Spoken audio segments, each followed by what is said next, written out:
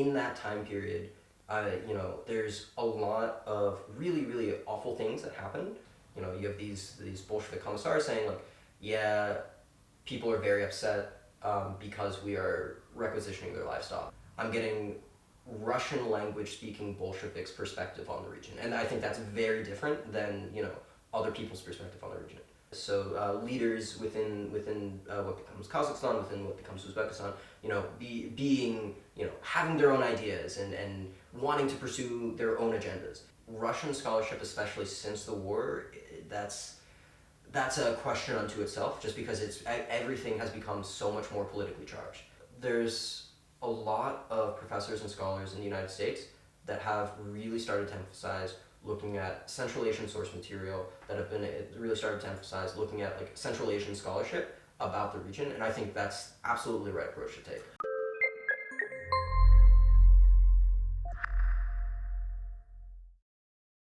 Сәлеметсіздер ме, құрметті көрермендер, бүгінгі біздің қонағымыз Дэниел Леманн. Дэниел Stanford университетінен келіп отыр. Ол жерде ол қазір магистрлік диссертациясын жасап жатыр. Stanford университетінде мынадай центр бар. Центрдің аты Center for Russian, European and Eurasian Studies, яғни Ресей, Шығыс Еуропа және Евразия ғалымдарын зерттейтін орталық, мемлекеттерін зерттейтін орталық деп айтуға болады. Сол жердегі студент Дэниел. Бүгін сол Дэниелмен оның зерттеу саласы жөнінде сөйлесеміз. Ол біздің көрермендерге қызық болады деп ойлаймын, өйткені Дэниелдің зерттеу саласы біздің тарихымызға да тікелей қатысы бар, иә? Yeah, міндетті түрде. So welcome, Daniel. Thank you. Yeah, thanks for coming today as a guest for today's podcast. I believe it will be interesting to discuss all the countries in the Central Asia, especially Kazakhstan for us, because it's a matter for being Kazakhstan and a little bit take a look from the side, what's going on history-wise, political-wise, social-wise. Yeah, no, I mean, I really appreciate the opportunity to be here and really grateful for you guys to set this up and excited to get started. So. Yeah, the most interesting part for us was that we have our historians and other scientists in Kazakhstan, but it's always a great question why other people are interested in our culture and in our history, and maybe they have different perspective.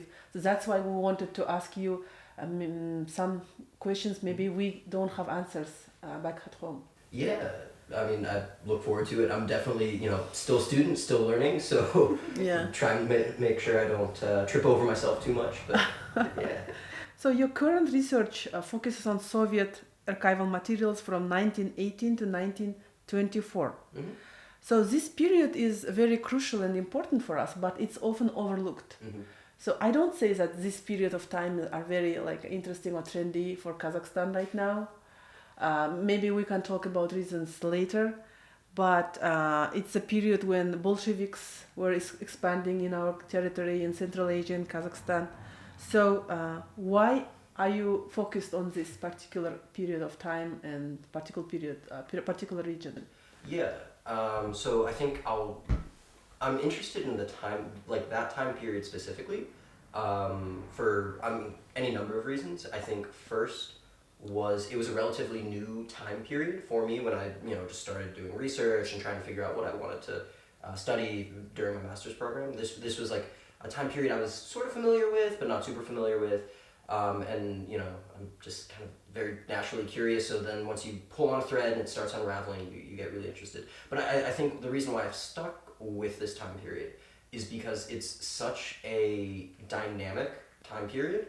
And I think a lot of the questions that people were trying to answer in that time period, 1918 to 1924, are questions people are still grappling with. So, what's the relationship between the citizen and the state? How does, nationhood, what does nationhood mean? How does that matter? What's the relationship between, different ideologies and different belief systems? And it's I think in that time period, there's a lot of really, really awful things that happen, and that's incredibly sad, and something that you always have to kind of keep in mind when you're doing this research. But it's also this period where you see just an explosion of thought and really interesting ideas coming to the forefront, and all these people trying to make their ideas work with others or not. So I think it's a really dynamic period of time that there's a great body of research out there, but I think there definitely, hopefully, could be more. That's kind of what I'm banking on. So I think that's why I'm interested in the time period. My interest in Central Asia and the region, I think, goes back. Goes back to a very long time ago. Again, I'm like just in that. I'm curious, and I like looking at maps. And I think sometime in high school, I realized, I was like just kind of learning about the world for the first time and realizing, the world's bigger than the United States, which is an important realization to make. And I realized, there's this section of the map that I just, I'd never heard of before. I knew nothing about, and it was a little bit hard to find information. Unfortunately, there's not a ton of English language media about, Central Asia, about Kazakhstan. I think that's changing, and I think, again, there's a lot of really great journalists out there that are bringing really important information to English-speaking audiences, and also a ton of great, Kazakh and Russian language media out there. So it was like kind of hard to find information in high school, and that made me want to find more information. The more I learned, the more I was like, oh my god, like, this is really, really interesting. Why aren't more people learning about this region? So I think that's kind of what piqued the interest in the region, and then the interest in the time period. Yeah, that is so cool. But still, even sometimes we cannot find good descriptions or good materials about that time back in Kazakhstan. So based on your experience, could you find the good materials either from Russian or any from Central Asian countries? So yes and no. Again, the kind of the pitfall of just being a master's student and still learning. My Russian is passable, and I don't speak any Kazakh. That's definitely something, if I pursue further degrees, definitely something I need to work on, just because I do think I know there's scholars out there that have done research on Kazakh language material, on other material from the region that's not in Russian. So that does exist. I do think it requires a little bit of work and a PhD period of time to really find and dig into. But it's definitely out there. There is a fair amount of Russian language material. There's been a lot of great researchers that have digitized some of the archival material, so there's like online archives that you can search through. That's been a really great opportunity for me as a master's student. And then also, I'm very, very fortunate to go to Stanford, which has the Hoover Archives. And there, again, you can find a fair amount of generally Russian language, and actually some English language archival material from people who spoke English, who happened to be in the region at the time. That does give me a limited scope. I realize I'm getting one side of a story, which has been an interesting thing to kind of think about when I'm writing, just because, I'm getting Russian language speaking Bolsheviks perspective on the region. And I think that's very different than, other people's perspective on the region. So it's been a little bit of a challenge. It's definitely been a challenge. But there are opportunities. In a couple of sentences, maybe it will be hard, but in a couple of sentences, can you please give us some perspective? Yeah, some perspective on your research, Yeah. So I'm primarily looking at how the Bolsheviks interacted and related to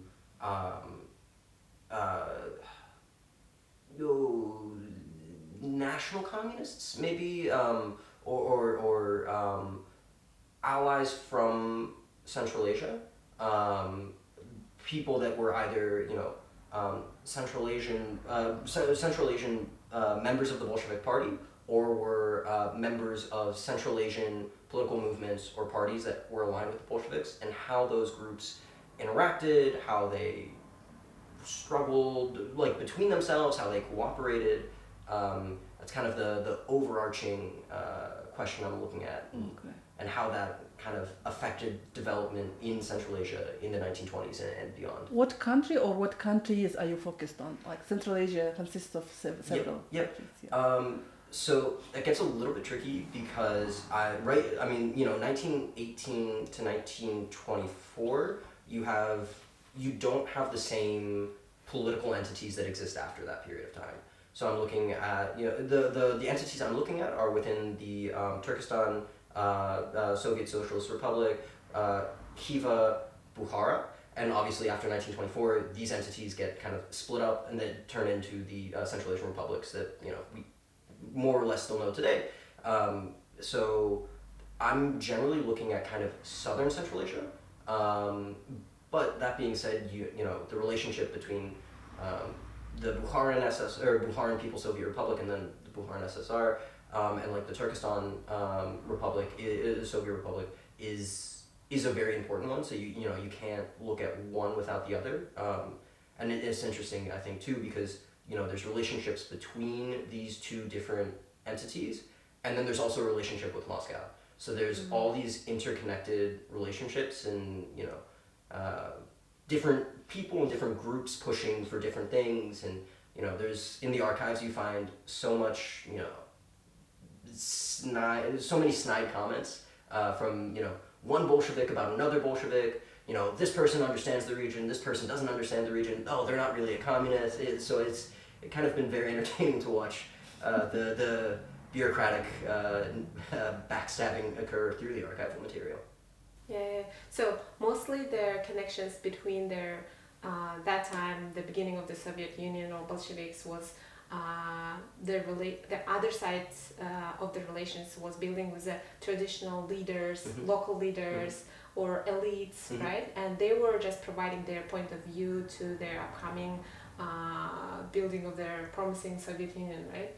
Yes, and generally yes. I think it's interesting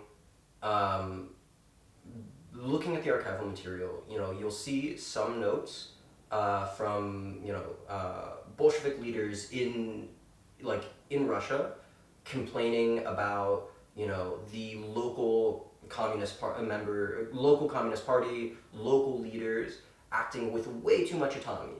They'll kind of complain about this. So leaders within what becomes Kazakhstan, within what becomes Uzbekistan,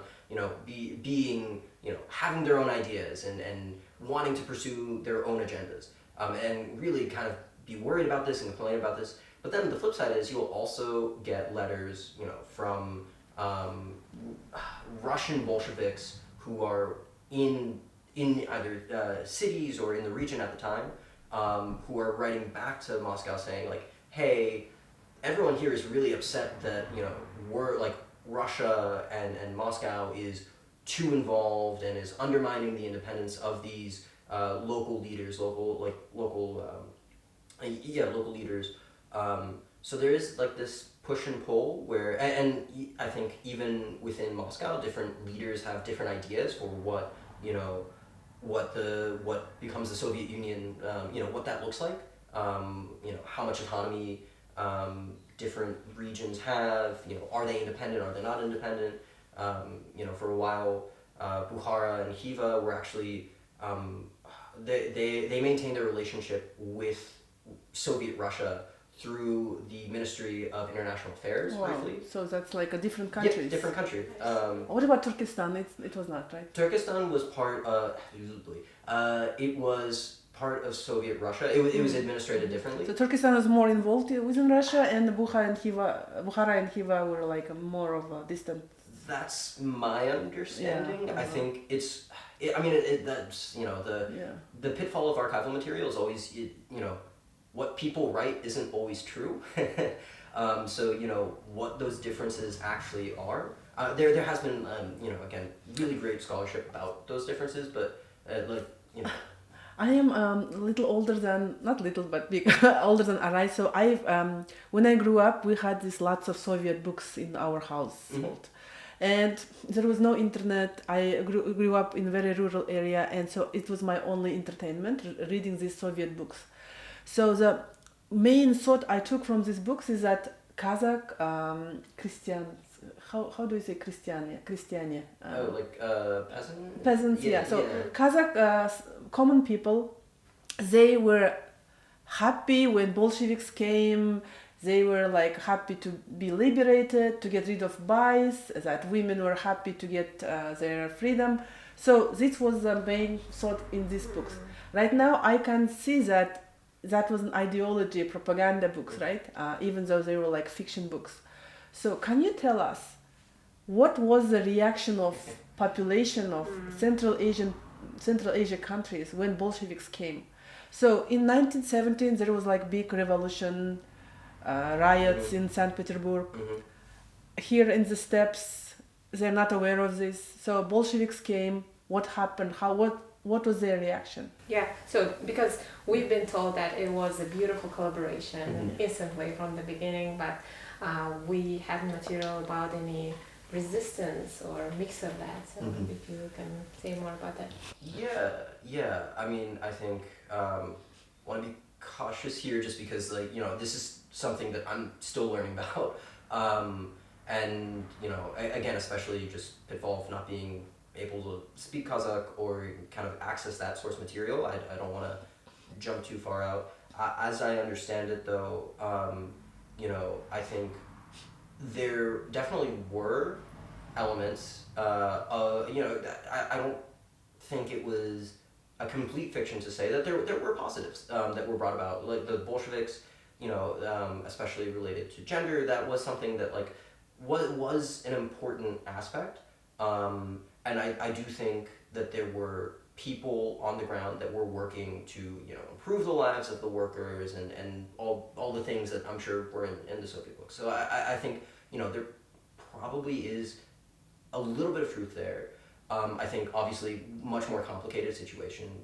Prior to 1917, in 1916, there are these very large draft riots in World War I, and I think those are, as I understand it, they were very, very violent, and in some parts of the region, some parts of the steppe, the Russian Empire never really regained control of the region, and because they collapsed the next year, so not a lot of time. So I think there was already by 1917, it was a complicated and sometimes violent situation within the steppes. I think 1917, 1918 rolls around in Kazakhstan. There's the Alash movement. Yes. And it's always, whenever there's these big political changes, I think it's always hard to tell. There was competition and there was conflict, but it's hard to say how that affected ordinary people's lives. At the end of the day, you still gotta wake up. You still gotta make breakfast, go to work. So, how much that changed, I don't know. At that time, there was also, there were bad harvests. The effects of World War I were kind of felt globally. So, famine was a very real thing. Violence was a very real thing. It was definitely probably not a super cheery experience, and definitely much more tense than probably was portrayed within Soviet books.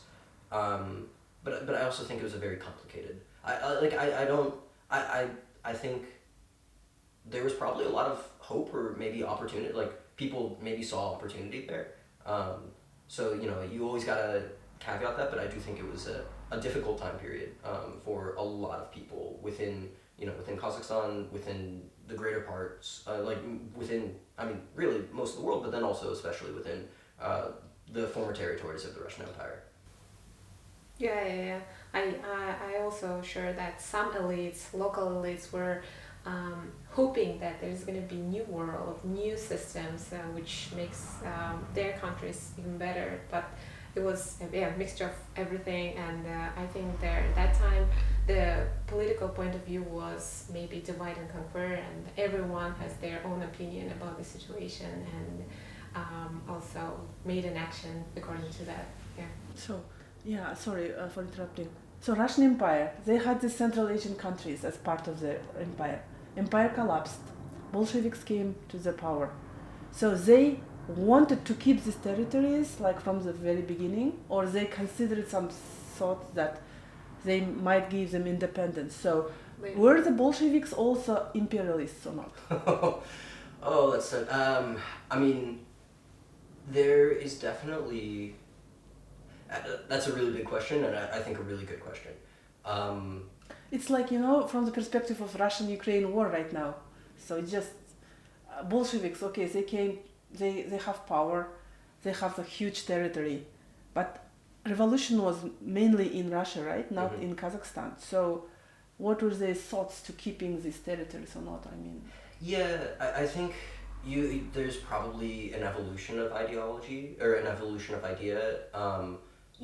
Very early on, the Bolsheviks were skeptical about like states generally, states and borders. They were going to promote a global revolution. It was going to expand beyond the like Russian imperial territories. It was, you can.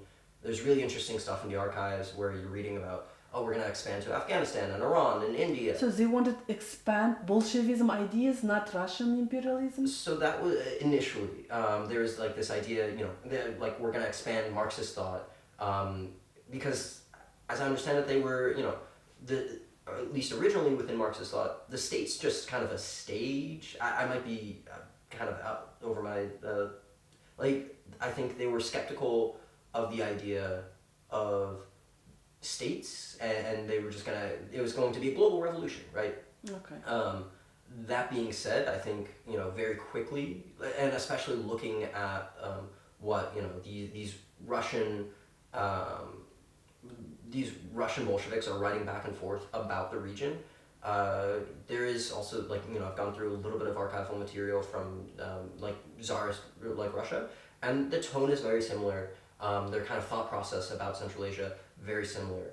So there's definitely still these, imperialist leanings, and imperialist tendencies within the Bolsheviks. Although I'm sure, if you ask them, they'd say, no, we're, liberating people and it's, but we don't get to ask them. We just get to judge them based on what they did and what they wrote. So you've been in Kazakhstan. You studied over there in a bachelor's degree. Yep. Could you tell how the national identity is formed back in the Soviet Union during that time, almost 100 years ago, affected to the local national identities? Did you see any patterns related with these post-Soviet countries with each other? It's a really good question. I think just a note on kind of historical memory within Kazakhstan. I do think, Soviet rule Bolshevik rule in Kazakhstan was very violent, both actively in terms of, Stalinistic terrors, and then also passively in terms of, famine and repression. So I think, it's good to have a healthy skepticism of that time period. About national identity, I don't know. I spent 3 months in Kazakhstan. Definitely not long enough. I'd need to spend longer in Kazakhstan. I'd need to spend longer in other countries in Central Asia to really get a good grip of that. And I don't know if I ever would. I think there's people that have studied this for a very, very long time, and come away with very concrete conclusions about, the influence that Soviet nationalities policy had on, existing national identity today. And oftentimes those scholars don't agree. So I don't,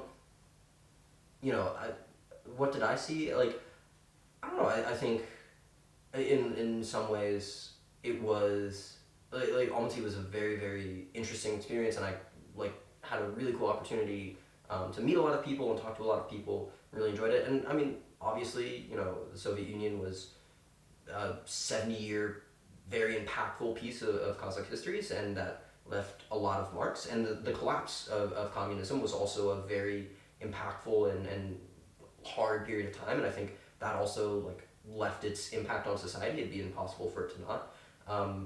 But I mean, I don't know. There's probably definitely things you can say, looking back at the Soviets' nationality policies and, 1924 demarcation of borders, and you can, be that to that, and draw those conclusions. But, you always have to be careful in social sciences, and when talking about national identity, what's actually the causal relationship? Is there a causal relationship? Can you ever prove that?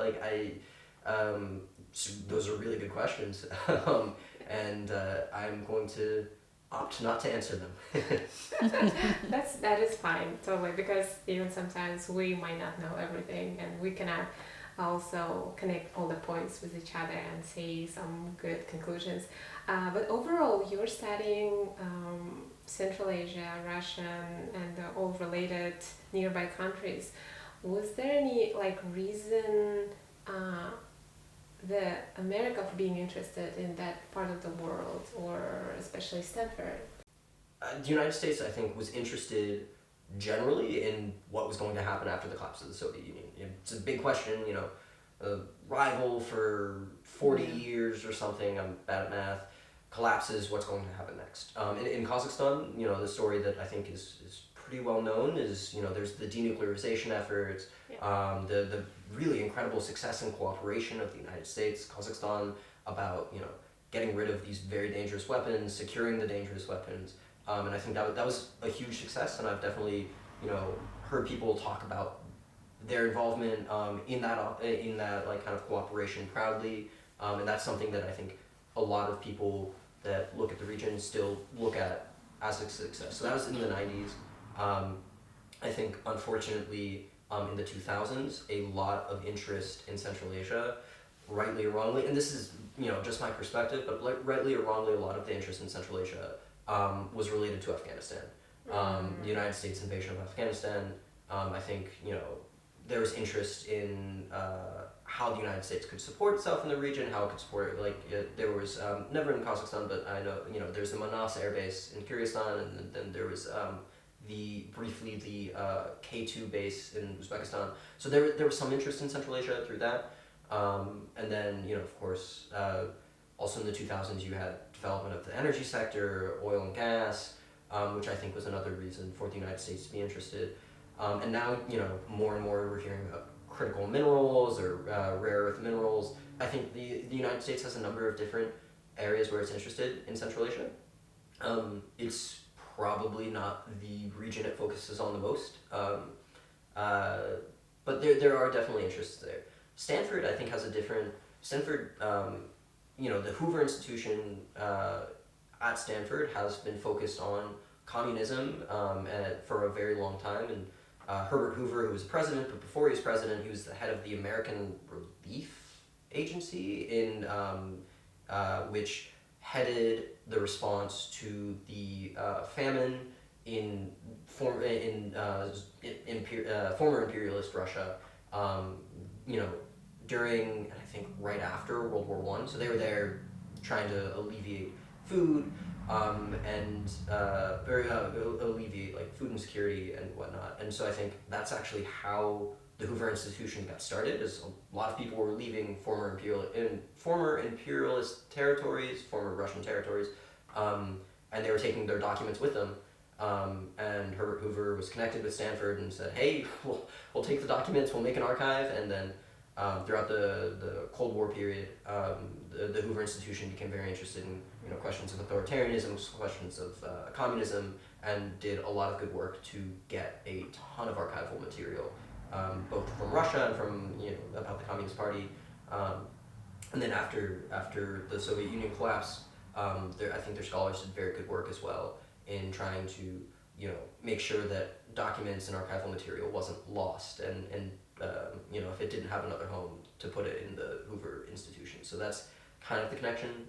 Hoover and Stanford look more generally at the Soviet Union, but since the collapse of the Soviet Union, Central Asia has been a huge part of what has come after. I believe that most of the documents are still in Kazakhstan, Uzbekistan, in Russia, right? Yes. Have you thought about going to those archives and working in there, So I have. That kind of goes to, I've been very fortunate with my master's program to get a lot of support. It's a short program. It's a short program, and archival research takes time. Getting access takes time. Probably not going to Russia anytime soon. Stanford just to be safe. Yeah, and Stanford, I think, has a lot of professors that have been blacklisted from Russia. I believe. I might be wrong. But so just a Stanford affiliation it's probably not the end of the world, but so I wanted to ask how accessible are those archives like in our countries for you, for example? That's a really great question. My understanding is, so I've looked at this process for Uzbekistan, Yes. Not Kazakhstan. So it Yeah. So probably was it okay? So I think all you needed to do was like kind of apply online, say you know this is the archival material I want, this is the research I want it for. So it seems like definitely a very doable process. Okay.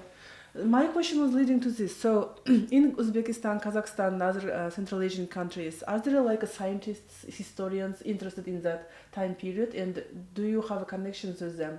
Like Collaboration. Yeah, collaborations.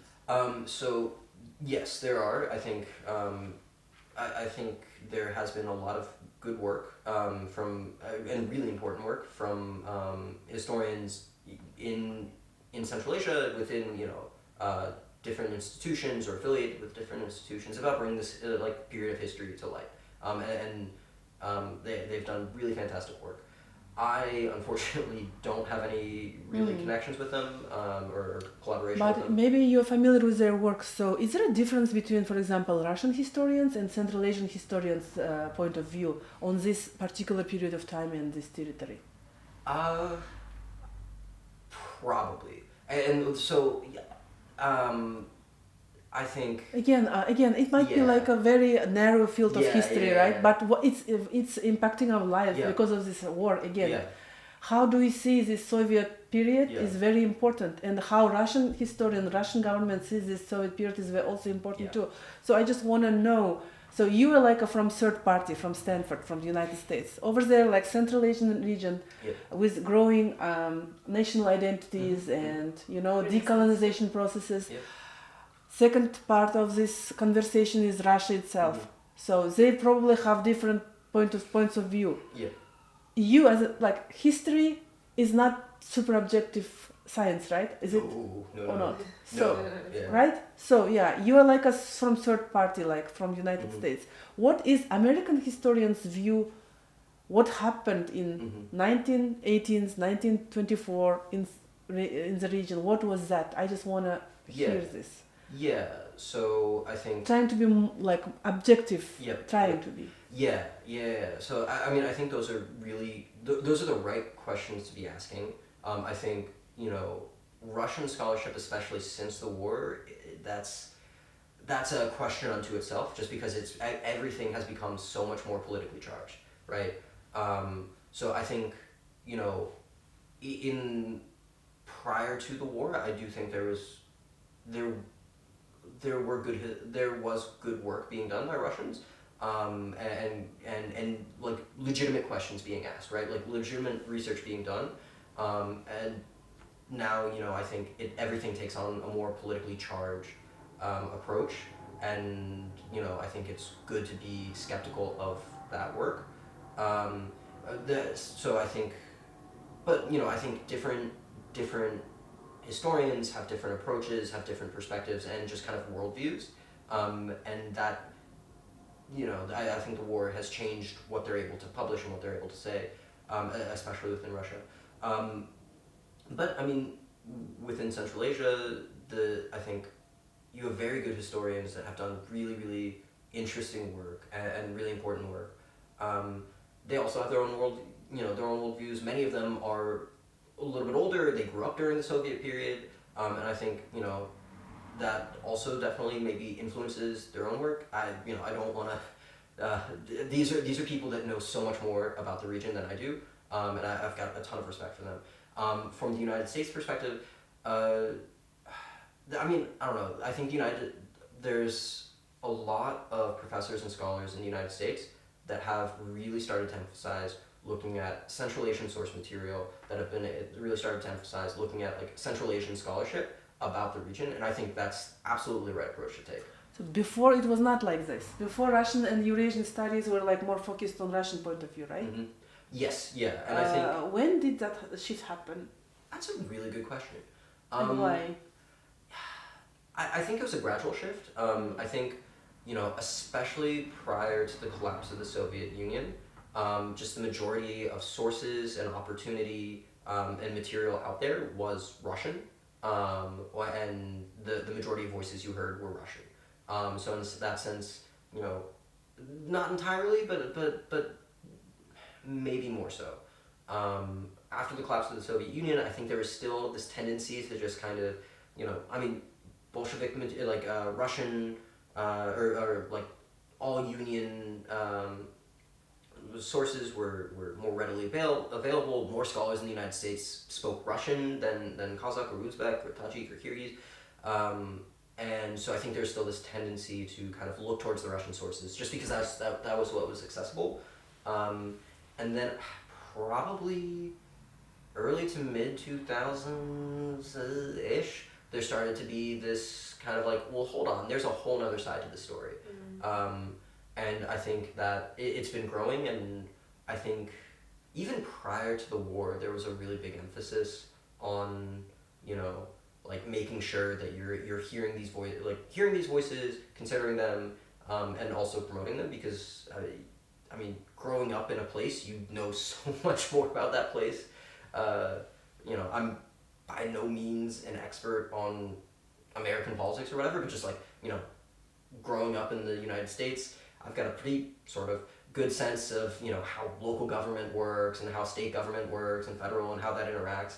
And that's a really complicated process, and one that I just kind of grew up with. So in the same sense, you know, I think there's this kind of this, maybe not realization, but understanding probably in the mid-2000s, and I think, yeah, mid to early 2000s, that like we need to kind of come back and look at, you know, the research we've done, the history we've done critically, and, you know, really consider if we're getting, you know, as much input as we should, and if we're considering, you know, these experts that, you know, weren't necessary, we didn't consider before. So 2000s would be where I start to put the shift, and I think recently there's been a lot of really great work.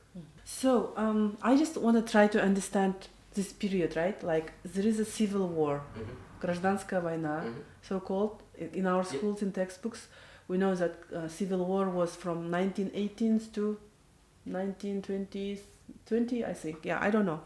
So we say қызылдар мен ақтар. We still have this cultural saying like reds and whites. So again, in Soviet textbooks, we were told that common people were for reds, Bolsheviks. So you are researching these relations between Bolsheviks and local elites. What was the truth? Like, I mean, I just want to understand this period, your sense from this period. So I think there's a scholar out there, Adib Khalid, who argues that, you know, there was the Russian Civil War, but then also within Central Asia there were civil wars unto themselves.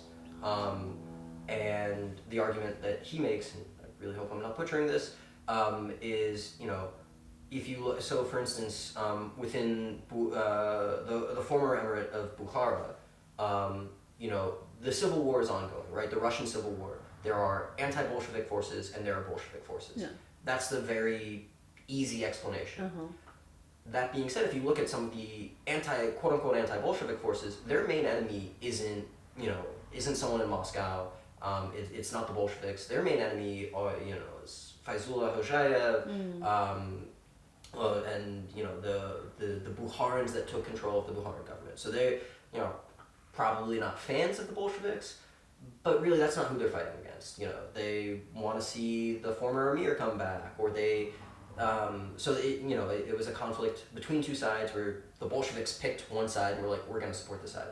And I think that happened a fair amount, where you had, and then also you had people switching sides all the time, where, you know, the Bolsheviks would say, hey, we're giving everyone amnesty, you know, yesterday you were fighting against us, today, congrats, you're a commissar, go fight your former ally or partner. So I think it was a really messy and complicated situation. Yeah. Okay. And a lot of local conflicts within a greater period of chaos and violence. And I remember there is like a big famine in 1920s, like at the beginning of 1920s. Have you researched, like, touched these areas? If it's Uzbekistan, I don't know, it was famine in there, but in Kazakhstan definitely was. Yeah, I mean, like, obviously very aware of the famine. That really awful event. It's impossible. Like it's not what I'm focused on. Okay. You definitely it comes through just because in again archival material, the people are talking about requisitioning wheat, requisitioning livestock, that becoming a really unpopular thing. That's actually one of the things I think that comes through in the archival material a fair amount is you have these Bolshevik commissars saying like, yeah, people are very upset because we are requisitioning their livestock, or they're taking their livestock and they're leaving. They're going to China, they're going to Afghanistan, and that's a problem. So the famine is a very real thing. I mean, it's a force that affects everything else in the region, but it's not exactly what I've been focusing on. But it definitely does need to be researched and kind of brought to light, I think. Is there any like anecdotal situations you remember from archives, like a history of one family or something, like interactions, maybe something interesting to tell? No, don't remember. It's a good question. I mean, I think there is this was a weird thing for me to read and very dark, but also like I think kind of shed some light on the relationship between the Bolsheviks from Moscow and their kind of local partners, where there is a Bolshevik leader in Bukhara, in Bukhara, who's going through he's reporting to the Central Committee in Moscow about the leadership and of the Bukharan Communist Party. At that point, is kind of talking through all the leaders and describing all their shortcomings, and at some point I think says, everyone with the exception of Fayzullah Hoxhayev needs to be purged from the party, and there's something along the lines of, they're as far from communism as they are from the sun, or some quote like that, where they're just like, so I think that kind of, it was just a very strange thing where this guy is, because in other letters, the same person is talking about working with these people and cooperating with them, and then he's, writing directly back to Moscow and saying, they all suck, they don't understand what's going on, which I think really encapsulates kind of a lot of if you want to call it like Bolshevik imperialism, that I think that is a very good embodiment of that. Back to the famine, I just would like to ask if you have some references or big articles or scientific works, because we do have the Hungry Step yeah. of the Sarah Cameron, which was translated to Kazakh language too, so we do have some access to learn more about it. Do you have any other materials which we might or might not know? I should. The Hungry Step, I think, is a really important work. I'm unfortunately drawing a blank right now. I can go back and look at what I've read and send you guys a list. I'm Sure. very happy to do that. But yeah, just unfortunately drawing a blank right now. Yeah, just was wondering if there is any other materials might describe or dig deep into that time of the history. Yeah. So speaking of your time in Kazakhstan, it was very short and it was very unfortunate because it was like a worst period of our latest year. So it's the COVID time, right? 2020, and it was March or when? Was it like lockdown already? No. When did you get in Kazakhstan? Yeah. How? So you said, okay, you had this choice, Russia or Kazakhstan, right?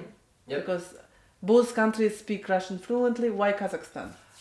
So I chose. It was 2020, January. 2020, yeah, January 2020 is when I got there. Just at the beginning. Just at the beginning, yeah. So when I think December 2019. Yeah. Oh, there's this flu thing going around. Yeah. Probably nothing big. January 2020 comes around. I get there. I think by mid-February we start hearing about COVID. Yes, it's a thing. It's spreading. And we're kind of just oh, hopefully it doesn't spread here. And I remember it pretty early on. So I was living with a host family. They had three children. One of their kids was already married off. So two kids living with the host family, and the daughter comes home one day. After COVID, this is when COVID starts to be a issue. comes home one day, has masks for everybody. He's like, we need to go buy rice, we need to stock up. And I think, and she was 100% right, as it turns out. And everybody else was like, oh, you know, it's probably just like a bad flu, like, it'll probably blow over. Turns out she knew something we all didn't. But yeah, so I think, I mean, you know, eventually my university was like, hey, like, you need to come back to the United States. I will say, you know, a lot of my friends were studying abroad at that same time, and they were in, you know, France or Italy, wherever else, and they had to go back about like 2 weeks before I did, so that worked out. So you spent January, February, and March in Kazakhstan? Yep, so I spent January, February, March in Kazakhstan. Like, I think, you know, I think the city in snow was very pretty, got out to Medeo, which was very cool, so I really enjoyed the city, but yeah, I remember, you know, I was there but March the university was like, hey, you need to come back to the States. And we were like kind of grumbling about it, but we did it. And then, you know, kind of everything turned, like, I feel like there's a week where everybody just realized, oh, this is a huge problem. And so there's questions about, you know, will the airport stay open? Yes. Will we get caught on a layover? Yes. So I think we caught, like, a friend of mine and I caught like the last flight out of Kazakhstan. Like, I think like I might be like over dramatizing it in my head, but it was definitely like it felt like we were catching the last flight out. So it was a kind of a very chaotic situation. But you didn't answer my question. Why Kazakhstan? Oh right, why Kazakhstan? So I had previously been in Bishkek. Okay. So before you were in Bishkek, how long? A month and a half in summer of 2018. So that was truly on a whim. I saw, you know, there was a come do a summer practicum, blah blah blah, and I was a freshman in college, and you know, I didn't think twice of it. Just kind of signed up, and then a month later, it was like, congratulations, you've been accepted. You're going. I was like, oh, cool. I had no clue what to expect. You know, that was my first couple months of learning Russian, so you know, I wasn't. It totally new experience, but I went to Bishkek and thought it was like really interesting. Really enjoyed my time there. So when I had the opportunity, you know, I was like, okay, like I want to improve my Russian language.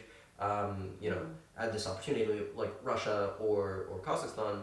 I was like, you know, Bishkek was really interesting. I'd love to see more of Central Asia, learn more about it. I really enjoyed learning about Kyrgyzstan when I was in Kyrgyzstan. I figured best way to learn about a country is go there. So you know, that was kind of the rationale, and I was like, Russia, I can do that later. We'll see. We assume that during that time, especially during the COVID, their hardest part of their social awareness and, you know, sitting at home policies, you might not have much of like cultural exchange by seeing, observing how is it to be in Almaty, because it was all closed, I assume? No, so when I was there, January and February, most things were still open. By March, things were getting a little bit more shut down. If I remember, it's hard to believe it was like 5 years ago now. But like things were getting, there were restrictions coming up. But January, February, you know, saw a play and, you know, was able to go out into the city a fair amount, and you know. So you lived within a family, Kazakh family, in Almaty. Yeah. Can you tell us about this family? Yeah, I mean, very very nice people. Very fortunate. Not too long ago, just caught up with my host mom. So we have stayed intermittently in touch, not as much in touch as probably should have been, but no, I mean, it was a really very lucky experience for me. You know, 3 kids. The youngest kid, he very funny, must have been. It was funny. So growing up in the United States, we hosted a number of exchange families, or exchange students. Yourself, your family. My family did. Wow. So, and you know, I've got an older sister, and you know, I was the younger brother, and so in this situation, there was an older sister and a younger brother, and very similar dynamics, where you know, the younger brother would come in while I'm doing homework and try to, you know, obviously, you know, want to talk to me or, you know, do something, and then the older sister would drag him away and be like, no, he needs to do his homework, which was like just a very funny, you know, having been the younger brother, I was like, oh, this is super funny to watch. Where are you from? From States? What state? Yeah, so I was born in Pennsylvania, and then I moved to Texas. So I spent about 9 years in Pennsylvania, 9 years in Texas. Okay, good. But yeah, no, it was a very great time. Yeah, no. Yeah, and we all know that educational system and it differs the Kazakhstan educational system from the US. Could you compare and say what's the main major differences over here? What university were you in? I was at Kaznu. Kazakh National University. Yep. Yeah. Could you compare it with Stanford? I mean, honestly, I think the professors I had at Kaznu were really awesome. So I was taking a lot of Russian language classes. So those obviously, weren't necessary for most of the students there, but were necessary for us. But I mean, they worked really hard with us. We worked really hard with them. I mean, we actually did like Zoom lessons, or actually it was Skype. It was Skype lessons. Once we were back in the States, so it was 6 a.m. for us and 7 in the evening for them. But they kept with it, which I really appreciated because I mean that was a crazy time period. So, so the Russian language classes were, I mean, really fantastic. There's always no student likes homework, and there was always sometimes we'd get a lot of homework and we'd be grumbling like we'd learn more Russian if we just like went out and talked to people, which maybe was true, but then the grammar probably would have not been as good, just because И вы хорошо сейчас разговариваете на русском? Иногда зависит от Зависит от ситуации. зависит от погоды, но я могу, но я еще изучаю. Oh, that's cool. That's so cool for the 3 months of learning Russian. Oh yeah, so I learned a little bit, not as much as I would have liked, but then we also had a couple of classes with professors about like kind of international relations and Kazakhstan's like international relations with the rest of the world, and that was super interesting.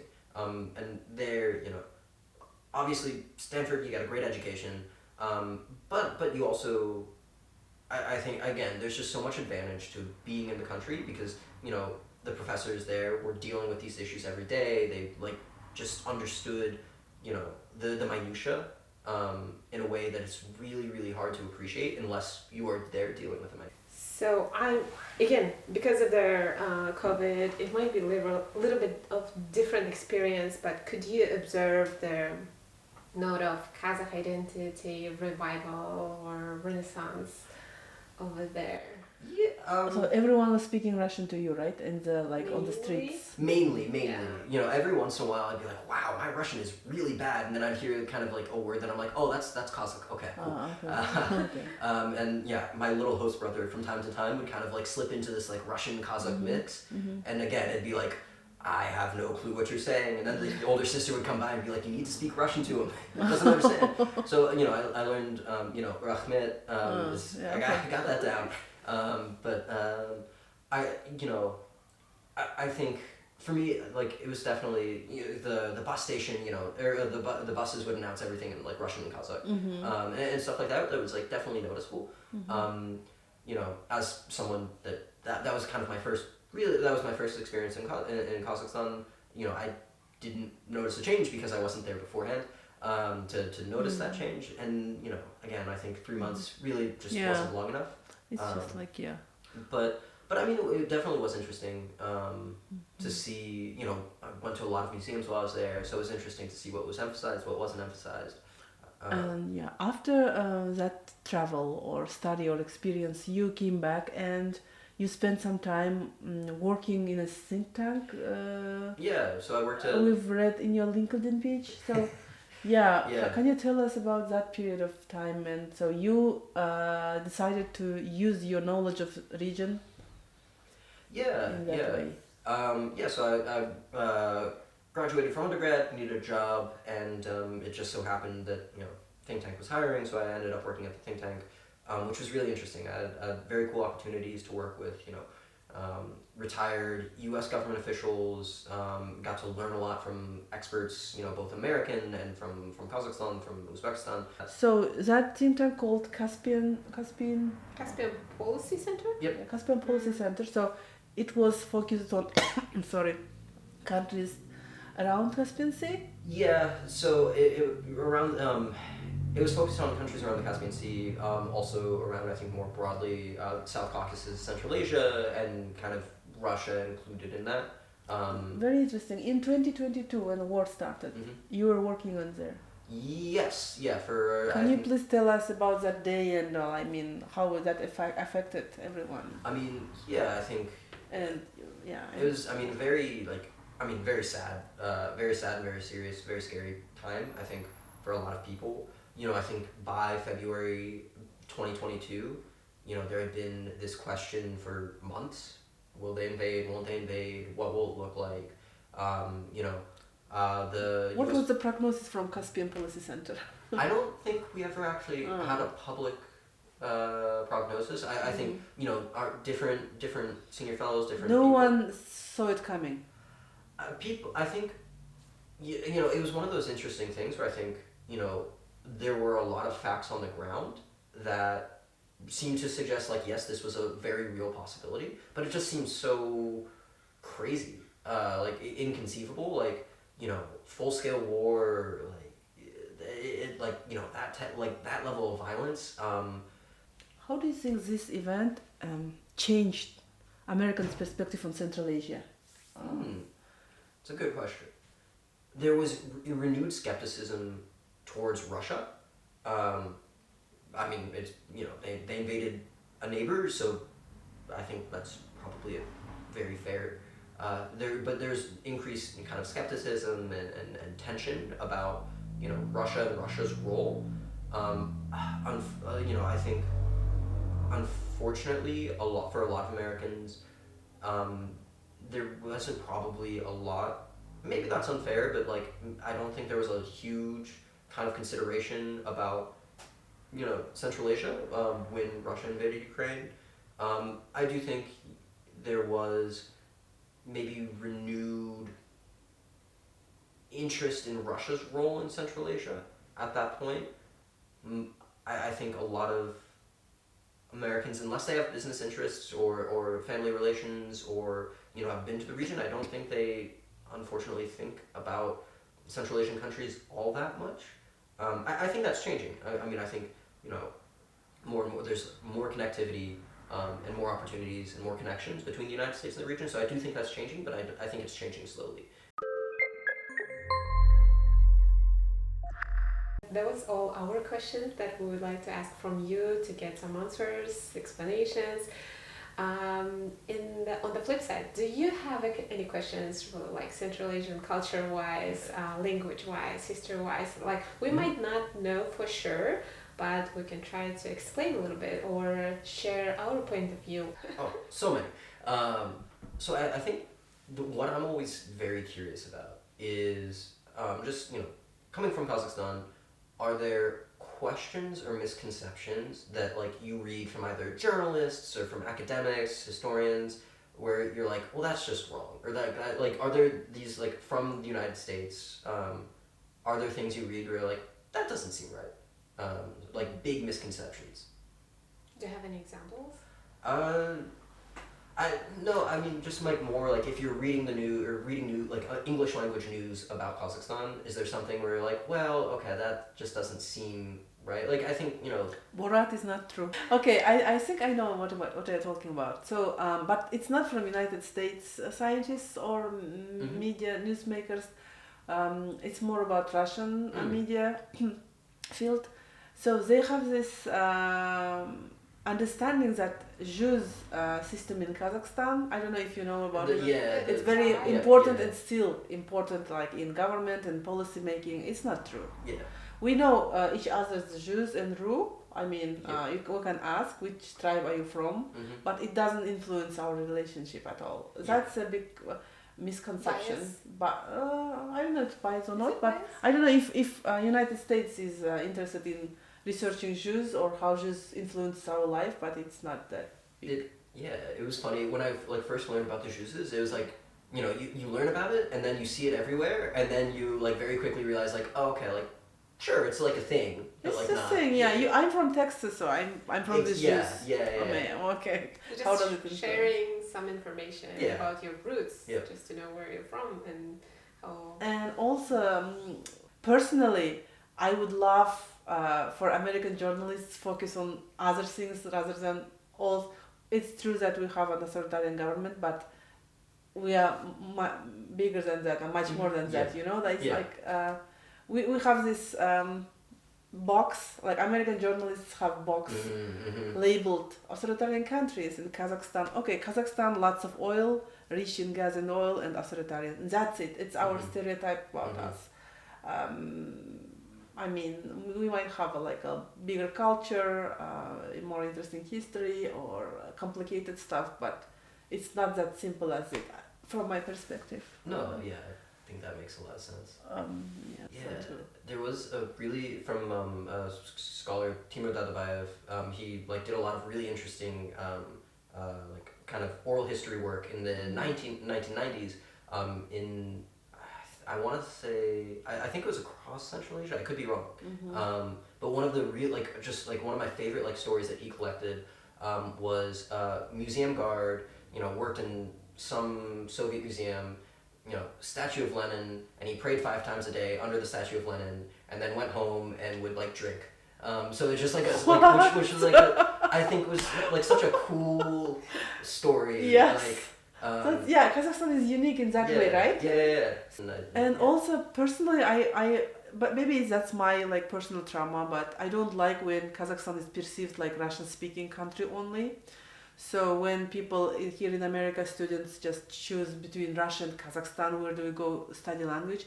It is true that Kazakhstan is a Russian-speaking country in big cities, but Kazakhstan is also a Kazakh-speaking country. It's one of the things I've kind of gone back and forth about a lot. I'm interested in Central Asia, and I think there is, Russian can take you only so far. Yes. But at the same time, for me, learning a new language is trying to break down a brick wall with your head. And so I'm still working on Russian, and I definitely do feel this kind of pressure, or why am I learning Russian instead of Kazakh or Uzbek or Tajik or Kyrgyz or Yes. And I think that's a real I think if a PhD is in my future, hopefully learning languages other than Russian are in my future as well. It's totally different language structures. It might be a little bit harder to start to learn Kazakh because it's a Turkic language. And Russian is more structure-wise is closer to English. So you are just building sentences in the same manner, but in the Kazakh is more like Japanese languages. You have to put their endings to the one word, and it keeps going, and sometimes it doesn't make sense to you. But it still can be interesting. Whole different world. It seems really, really cool, and I'd love to do it one day. One day and day one, right? Yeah. Okay. Do you have any other questions? I guess. I mean, what would? And I guess we've talked about this a little bit, but what is your? If you had to summarize, the period between 1918 and 1924, what happened in Kazakhstan? Who are the main players? What do you think's important? What do you think's not important? Basically, do my thesis for me. In a couple of sentences, right? Yeah. Let me explain a little shorter, then you can tell more about that. From my point of view, I think it was inner country or inner nations conflict and the different point of views, different interests.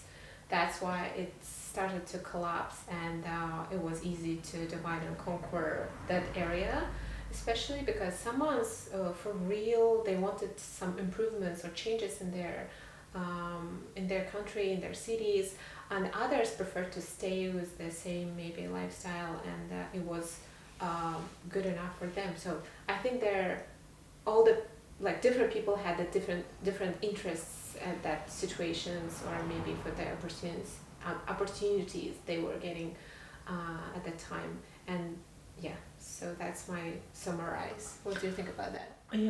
I don't know details. I don't know about details, but I see that period as a part of the colonization process continuing. So Kazakhstan was part of the Russian Empire starting 1730s, right? West Kazakhstan So it was part Kazakhstan was under the colonization, even though Russian scientists, Russian historians say that it was they joined willfully, uniting, voluntarily. Yeah. We Kazakhs see this differently, And I see this period when Russian Empire collapsed and Bolsheviks came as a like continuation of these policies, colonization policies. I think, as you told before, it was very dark and grim and violent period of time, and that period of time led even to more darker, worse situations later. For example, in 1930s, it was the Great Famine, and Kazakhstan suffered a lot. And a lot of, like, millions of people died. So Yeah, and I don't know, it's after that nuclear testings in Kazakhstan also. I mean, of course, Russian colonization had its benefits too. For example, I'm glad that we as women, Kazakh women, like we were educated, we had like equal rights with men, maybe mainly because of the Soviet policies. But from other side, it seems like if I would evaluate this period as a Kazakh citizen right now, I'm not happy about it. So there's still some pains and some feelings that we haven't digested yet, and sometimes we still have it in our body, in the memories, in the society. So I just wish that we should talk about more. We want to know about this period of time when Kazakhstan became Kazakhstan now. I mean, how these historical processes influenced our days right now. So you coming, that was like a big thing for us. Thank you very much. Oh, thank you. Very cool opportunity. Yeah. Truly appreciate your work, and wishing you all the luck with your scientific works, with finding the good materials to be able to reach them from any countries. And wishing you the best collaborators, scientists who's working with that works. And like, fingers crossed with your upcoming articles. We will keep an eye on that, and for sure we'll read it for the further time. Қымбатты достар, осы видеоның астында пікір жазып қалдырсаңыздар, немесе лайк бассаңыздар, немесе подписка жасасаңыздар, онда осы видеоны басқа адамдар да көбірек көреді. Сондықтан сапалы қазақша контентті қолдап отырайық.